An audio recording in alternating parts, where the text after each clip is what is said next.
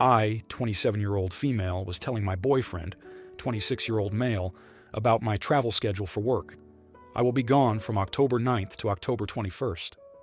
I previously invited him to the tail end of this trip in NYC, but when I was showing him my schedule, he decided to invite himself to the PA portion of this trip, October 13th to October 17th, in addition to the previously agreed upon October 18th to October 21st in NYC.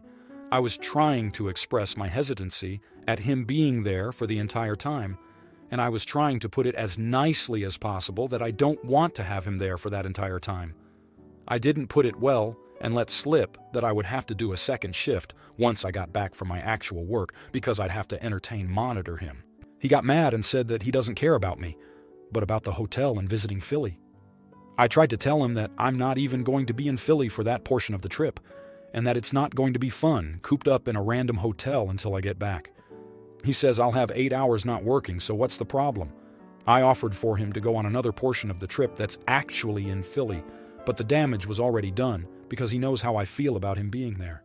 Now he's upset and says he doesn't want to go at all because I'm a horrible person who wants 5 nights in a hotel by themselves, which apparently means XYZ different things.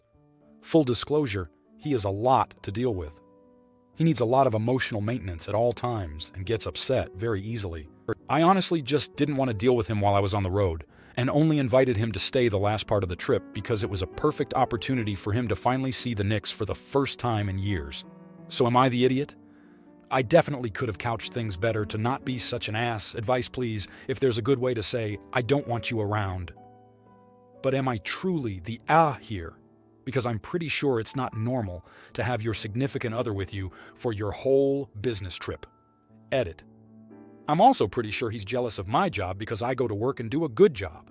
He's mentioned it multiple times recently because he's upset that I'm dependable as an employee, but I forget to do things around the house. I have really bad ADHD that he refuses to acknowledge the symptoms of even though I've been diagnosed properly.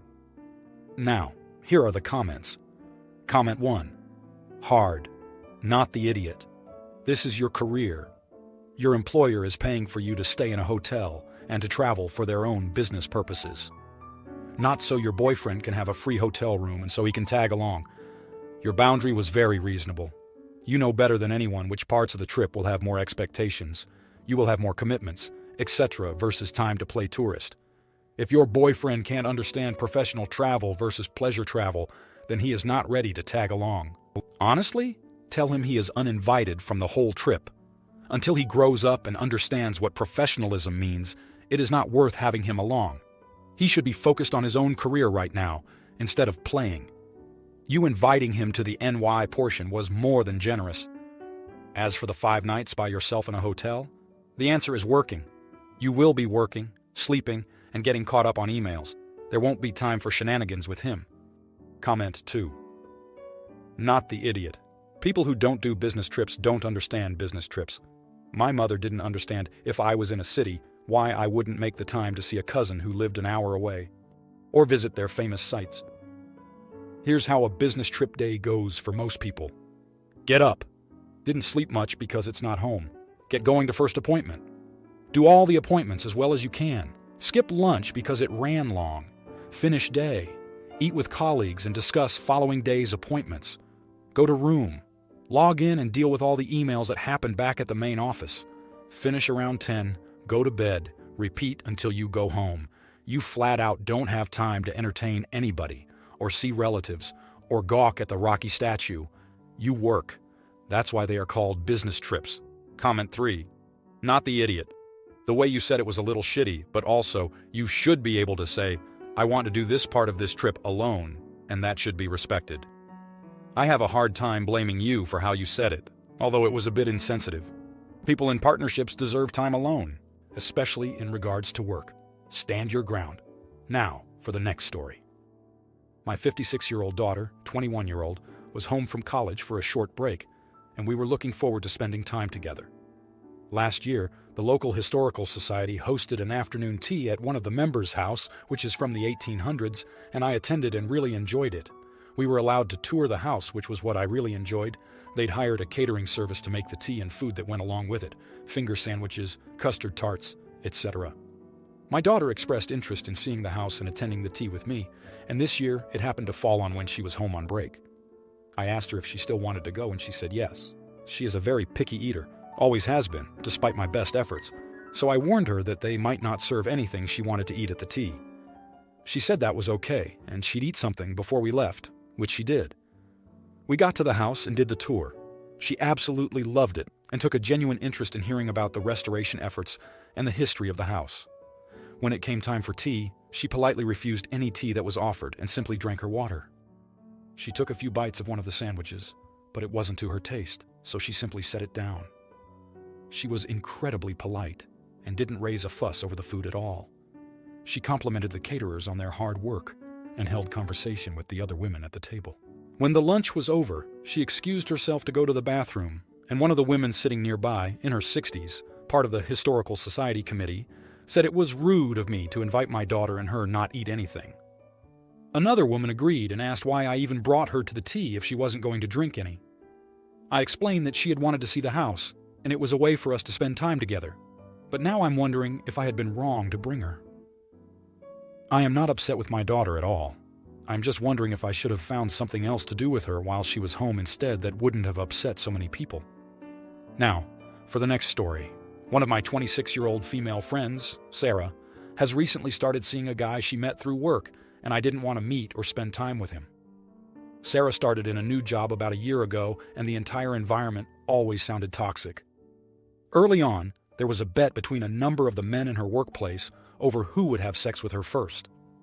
At some point, we started to hear about a guy she worked with, Jake. He was really friendly with her, flirty, and would go out of his way to have long conversations with her. If we ever asked about him, she'd just reply that he has a girlfriend 10 years plus. He apparently didn't tell her this. She heard this through colleagues and had to ask him.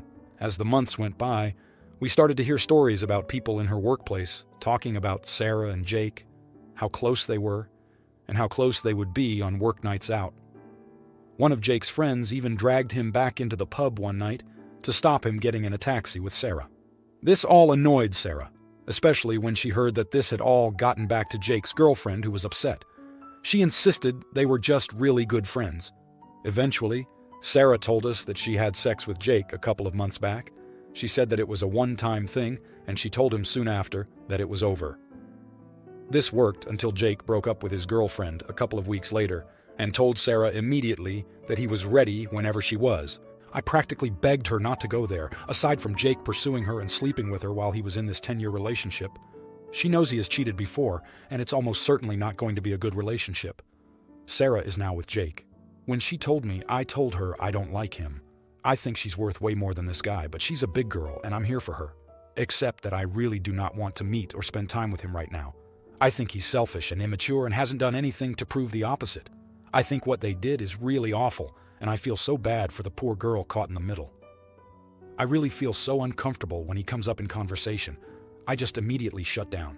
I ran into them accidentally a couple of days ago, and she introduced me to him. I wasn't very friendly, but I said hello and shook his hand when he went to shake mine, and then I left. Soon after, she came to me in tears, upset because it was cold and they could tell I didn't want to shake his hand. I told her I was sorry, but that being civil was the most I could manage right now. I feel awful about it. She's happy right now.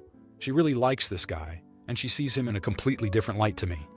What broke my heart is she told another friend that she's sad because no one is excited for her. At the same time, I feel really uncomfortable around this guy, and I feel like meeting and being friends with him is co-signing an unhealthy relationship. Am I the idiot? Now, for the next story. Backstory. My cousin, 19-year-old male, and stepmom, 38-year-old female, have been in a relationship behind my dad's back for a few months now. 8 months ago, my dad and stepmom took my cousin in to live with us. About 4 months in, we moved into a new house. Ever since, my stepmom and cousin have been growing closer under the guise of being friends. My dad recently found out after having months of a gut feeling, and through my uncle, who told him things my cousin had drunkenly admitted to him. My dad will be presenting my stepmom with a divorce, and my cousin has been kicked out. They've both been exposed to the family, and my dad hopes that word spreads to people who haven't been told. I can't help but feel that it isn't enough. I want to post screenshots of my stepmom and cousin's social media accounts and their texts online. I haven't said a word to my dad about it, but it's been on my mind. Should I? Update. I won't be posting anything. Thanks everyone for the advice. Now here are the comments. You're going to hurt your dad a great deal if you post these screenshots online before telling him. Like everything else on the internet, it's going to be there forever. You need to tell your dad this first. Family business should not be aired out for all to see. People thrive on that poop. Don't do that. It's immature, and it hurts more than it helps. You would be the idiot if you post screenshots online. You would be the idiot if you don't tell your dad first. He needs to know who his wife really is. Comment 3. You're the idiot, YTA. I'm side-eyeing the attitude towards your cousin a bit. How old was he when this affair started? Has anyone looked into whether or not your stepmother groomed him? That age difference is concerning, and your stepmother was in a position of authority over a young adult in her home. If the genders were flipped, would you still have this attitude? Now, for the next story. My husband and I would like to know if we are the jerks in the following situation, and what folks would suggest. Our son, Kevin, is 20 years old. He has been dating his girlfriend, Jenny, for about a year now. There is a lot of friction in the family because we do not like her.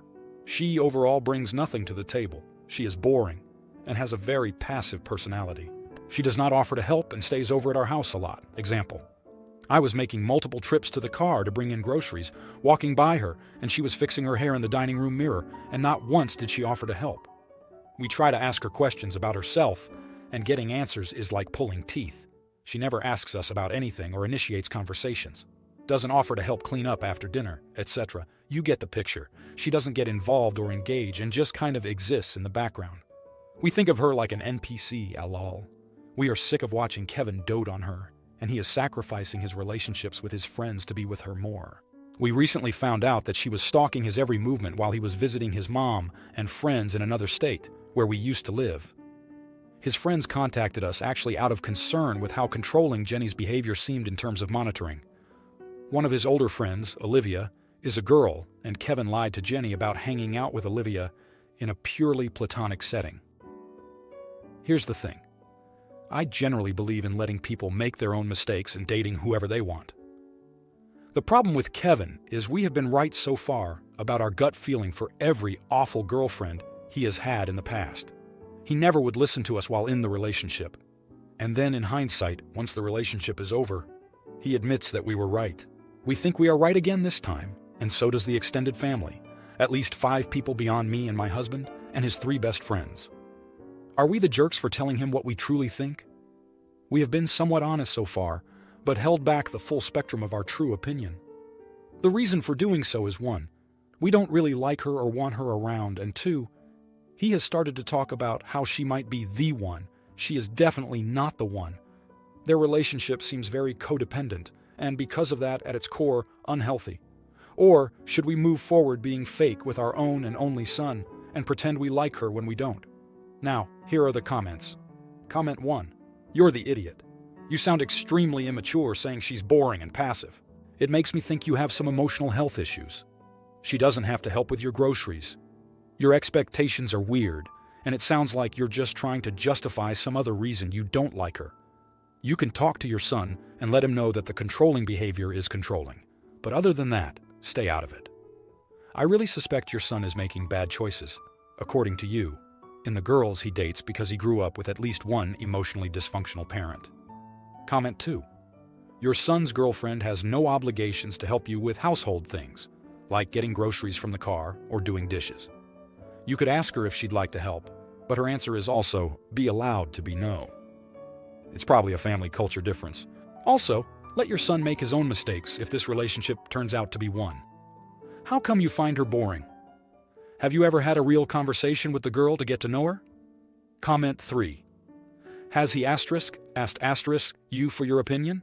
If so, not the idiot for offering your opinion when asked. Have you said, we'd like to talk to you about your GF. Are you open to that? Or are you planning to simply unload on him without warning? If so, you're the idiot. You do not have to pretend to like her. If he ever asks, why don't you like her? You can answer honestly. And if he doesn't like that, too bad. he asked. If you liked this video, you'll probably like these too. Also, while you're here, please consider subscribing. It's your support that keeps this channel alive and allows me to make better and longer videos. Have a great day.